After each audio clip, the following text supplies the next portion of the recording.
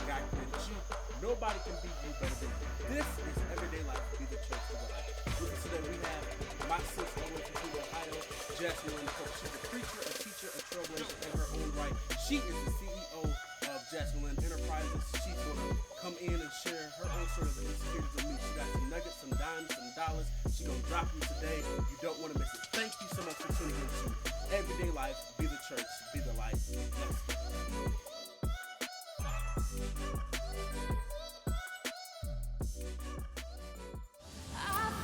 What's up, everybody? My name is Jasmine Hope. I am from Toledo, Ohio, and I am excited to be a part of the Everyday Life podcast, hosted by my friend and my brother, Manny May. And I'm excited to be sharing in this special topic of the insecurities in me. For those of you who don't know me, like I said, I'm Jasmine from Toledo, Ohio. I am the CEO of Jasmine Enterprises, which encompasses my own personal brand, Blessings in Disguise, which was my first brand, where I do private practice mental health therapy as well as life coaching services. And then I'm also the host of the Pretty Powerful Purposeful Conference, which I hold. I've been holding for 2 years now.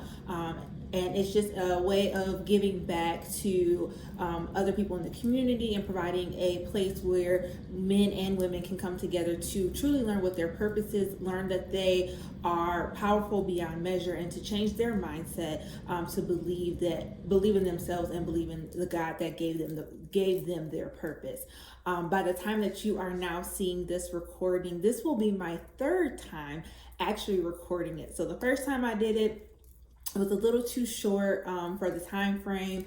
The second time I did it, I did a little bit better, but the video quality wasn't where we needed it to be. And now here on this third time, I hope everything is right. But, in all things, I believe that with God's timing, it will be made right. And so I just believe, like my brother told me when we were texting earlier, the third time's a charm.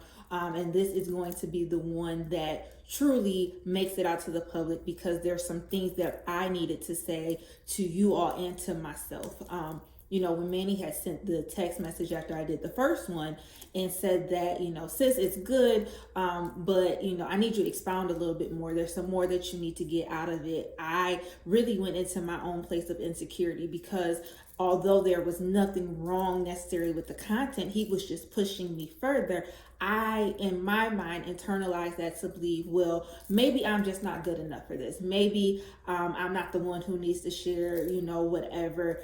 And so I almost wanted to tell him no, but I thank him for that, because it's helped to push me beyond my insecurities. It's helped to push me to change my very own thought processes in regards to this, and just truly believing that God called me for such a time as this. God called me to be able to share with you, to help motivate you, encourage you, and empower you to deal with your very own insecurities. And so let's jump right in and let's talk about insecurity, right? So anytime I do something, I always like to, or if I'm given a topic, I like to look up the word. I want to make sure that I firmly know the definition of that word as I'm getting ready to speak on it. Because so many times we can think we know a word, but we don't really know what all it fully encompasses. And so when I looked up the definition of insecurity, it stated uncertainty or anxiety about oneself, a lack of confidence. And I believe that many of us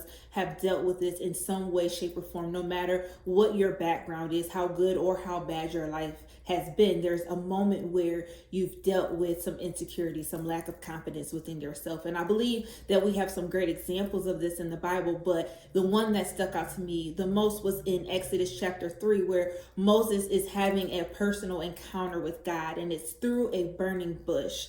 And so, when I looked at that part of it, Moses is having an encounter with God that no one else has had, in this particular way. And it's so many times where we find ourselves in these special moments that we become fearful, we become anxious, we feel, why would God choose us for this moment, right? And so in this moment, God is telling Moses that he has heard the cries of the people of Israel who have been in bondage and in slavery in Egypt for hundreds and hundreds of years. And so he's basically in this moment talking to Moses and telling him and revealing to him the plan to bring them out of Egypt, as well as his desires and his plans to use Moses to be the one to do it. And so I believe that as Moses was standing there, he was looking at himself, and then he looked at the bush, and he looked at himself, and then he looked at the bush again, and he took another look at himself, and he looked at the bush again, and then he just had this moment where he spoke these words. And in the text it says, he said, who am I that I should go to Pharaoh and bring the Israelites out of Egypt? Moses in this instance is showing that he is uncertain of who he is, whose he is, and what he is truly capable of doing. And I believe that for many of us, for me, for you, for anyone that you may share this video with, that we have had that moment just like Moses, where we are unsure of who we are. And we are unsure of why God would want to use us and why he has called us to do this particular thing. For some of you, it may be going into business. For some of you, it may be going into ministry. For some of you, it may be writing a book. For some of you, it may be praying and interceding on behalf of people. But no matter what it is, we have questioned, why did God call me to do this? Why am I the one that he chose for this? And so for Moses, I think that in this moment, as he's looking at the bush and he's reflecting on himself, he begins to think about his past. In his past, that it hasn't been all good, even though he was raised in Pharaoh's house, because he killed a man. And, oftentimes we will look at our past and say, well, I did this, I lied on somebody. I talked about somebody. I was, a thief, or I was a murderer, or, I had these sexual issues. But God does not disqualify you because of your past. And then I believe that, Moses looked at himself again, and he knew that he wasn't the best speaker. He tells God in so many words, I'm not eloquent of speech. I stutter. I can't always get my words out. How could you use me in this? And, maybe it's not your speech, but maybe you feel like, well, I don't have a business background, or, my family has always been poor. My family has always dealt with these issues. I can't write that good. Why would you want to use me as an author, as a blogger, as a musical writer, whatever it is? Why would you want to use me when I'm not that good at it? And lastly, I think he just wasn't sure of himself and wanted God to give the task to somebody else. How many times has God spoken to you and truly told you that you are meant to do this thing that I've called you to do, yet we disqualify ourselves and tell God, just give it to somebody else? And, I've had my moments where I felt just like Moses. Just a year ago, I was up for an opportunity to be a teacher at the collegiate level. And so when I looked at all of the qualifications, I had them. I had the licensure, I had the educational background, I had the years of experience, but the one thing that I did not have was true education experience. Yes, I've done trainings, and yes, I've done workshops and all of those different things, but to be a teacher in the sense of what they were looking for, I did not have that. And so I went through the interview process and felt good about it, but in my mind I began to say, God, I can't do this. I don't have it.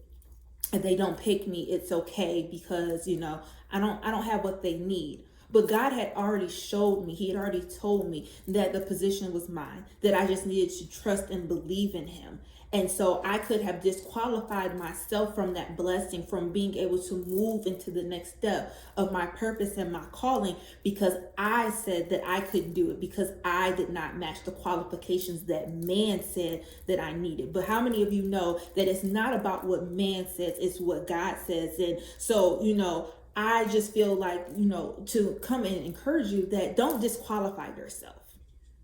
Stop speaking death to your destiny and your purpose because you go against what God has said. If God comes to you and tells you that you can do it, that's it. His word says that he formed you, and he knew you before he even formed you in your mother's womb. That means he knew all of the stuff. He knew everything that you would do in your past. He knew everything that you would say. He knew what your family would be like. He knew that man would say this, but he knew what he would say because he already designed everything for you. And so in the midst of all of the stuff that you're going through, when you're dealing with your own insecurities, I believe God gave us another word, which is found in Philippians 4:6-7, which says, be anxious for nothing. Let's say that again. Be anxious for nothing. When you talk about nothing, that's exactly what it is. Nothing. Not one thing, not one person, not one place, not anything. Absolutely nothing. That means that you have nothing, absolutely nothing to fear. That means you have nothing, absolutely nothing to worry about. That means you have nothing to be in distress about. Why? Because God already knew what it is. He knew he was going to have the right people lined up for you. He knew he had the right tools and skills for people to help build you up in this. He knew that you were qualified for this because he made you for such a time as this. And so he can use everything, every situation, every negativity, every flaw, every issue that you have, because he's going to get the glory out of your life. That's what it's all about. It's not about you, it's not about me, it's not about what we're supposed to do, but it's also he can get the glory out of our lives. And so today I just wanted to be able to come on and share with you and encourage you to give up your excuses. God does not need your excuses. He just needs your availability. He needs you to say, yes, Lord, here I am, and I can do this because I can do all things through Christ who strengthens me. He sent his son to die for us, to forgive us of everything that we would do wrong. But not only that, but to give us the strength to move forward and do what he's called us to do, and to give us the exceedingly and abundantly above all that we could ever ask or think. So many times we didn't ask for these things. We didn't ask for the jobs. We didn't ask for the platforms. We didn't ask for the prosperity, but God gave it to us because he wanted us to have it. And so I believe that when you let go of your lack of confidence in the people, or if you let go of your confidence in people, places, and things of this world, that you will be able to grab hold of the confidence that comes from God and God alone. I want to share these affirmations with you that you are chosen, that you are qualified, that you are ready for all that God has purposed for you to do in your life. And so before I get off of this video, I want to offer a challenge to you. And that challenge is to conquer the battle that is in your mind. Right? As a therapist, I believe in CBT. And so what CBT says in so many simply words is what you think impacts what you feel. And what you feel impacts what you do. And so somewhere along the lines, we've allowed the various situations that have come into our lives to establish some core beliefs. And those core beliefs are negative beliefs about who we are. So that's why we say things like, I'm not worthy, I'm not able to do this, I'm not capable, I'm not strong enough, God didn't mean for this to happen to me. And so when we develop those negative core beliefs, then we feel that in our being. So we begin to feel anxious, we feel depressed, we feel down, we feel unmotivated, we feel just a lack of confidence to go forth and do what God has told us to do. And so then that impacts our actions. And our actions are either to just completely disobey God and not do what he told us to do, or we take matters into our own hands and do something else, trying to replace it with what God has already told us to do. And so I believe that if we can just begin to change our mindset, to truly believe that those affirmations that you speak to and about yourself, the right ones, are true, that will then impact how you feel about yourself. You will have the motivation, you will feel empowered, you will feel encouraged, you will get up in the morning ready to go and pursue your purpose, because your purpose is dependent on you changing those beliefs. Your purpose is dependent upon you changing and having the right mindset to believe that what God has for you is for you. And I believe that when you work and change all of these things, you will see God begin to truly work in your life. So I stand here as a woman who has dealt with her own insecurities.